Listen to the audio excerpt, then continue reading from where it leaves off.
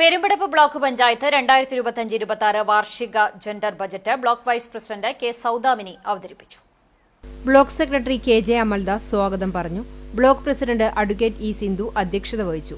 കഴിഞ്ഞകാല പദ്ധതികൾ കൃത്യമായും ഏറ്റവും ഭംഗിയായും നിർവഹിക്കുവാൻ കഴിഞ്ഞതും എല്ലാ മേഖലകളെയും പരിഗണിച്ചും സ്പർശിച്ചുകൊണ്ടും നടപ്പാക്കിയ പദ്ധതികൾ സമൂഹത്തിൽ വലിയ ഇടപെടൽ ഉണ്ടാക്കുന്നതിനും അതുവഴി തുടർച്ചയായി സംസ്ഥാന സർക്കാരിന്റെ സ്വരാജ് പുരസ്കാരമടക്കം നേടുന്നതിനും സഹായിച്ചു എന്ന് പ്രസിഡന്റ് അധ്യക്ഷ പ്രസംഗത്തിൽ പറഞ്ഞു. ഉൾക്കാഴ്ചയോടെ പദ്ധതികൾ ആസൂത്രണം ചെയ്ത ഭരണസമിതിയും കൃത്യതയോടെ അത് പ്രാവർത്തികമാക്കിയ നിർവഹണ ഉദ്യോഗസ്ഥരെയും ജീവനക്കാരെയും അഭിനന്ദിച്ചു.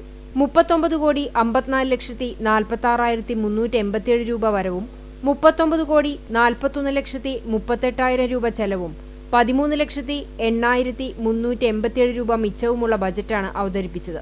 കാർഷിക മേഖലയ്ക്ക് 1 കോടി, പാർപ്പിട മേഖലയ്ക്ക് 2.25 കോടി, പട്ടികജാതി ക്ഷേമം 96.40 ലക്ഷം, മഹാത്മാഗാന്ധി ദേശീയ തൊഴിലുറപ്പ് പദ്ധതി 19 കോടി, വനിതാ ശാക്തീകരണം സംരംഭക സൗഹൃദ പദ്ധതികൾ 35 ലക്ഷം, ആരോഗ്യമേഖല ആരോഗ്യം ആനന്ദം 50 ലക്ഷം, ഭിന്നശേഷി സൗഹൃദം 76 ലക്ഷം, കൂടാതെ വിദ്യാഭ്യാസം, സാംസ്കാരികം, യുവജനകാര്യം, വയോജന സൗഹൃദം, മത്സ്യവികസനം, ശിശുവികസന, സാമൂഹ്യനീതി, ജൈവ വൈവിധ്യപരിപാലനം, അടിസ്ഥാന വികസന സൗകര്യം, കുടിവെള്ളം, ശുചിത്വം, മൃഗസംരക്ഷണം, ക്ഷീരവികസനം, ലഹരി നിർമ്മാർജ്ജനം അടക്കമുള്ള എല്ലാ മേഖലകളിലേക്കും തുക വകയിരുത്തിയ സമഗ്ര ബജറ്റാണ് അവതരിപ്പിച്ചത്.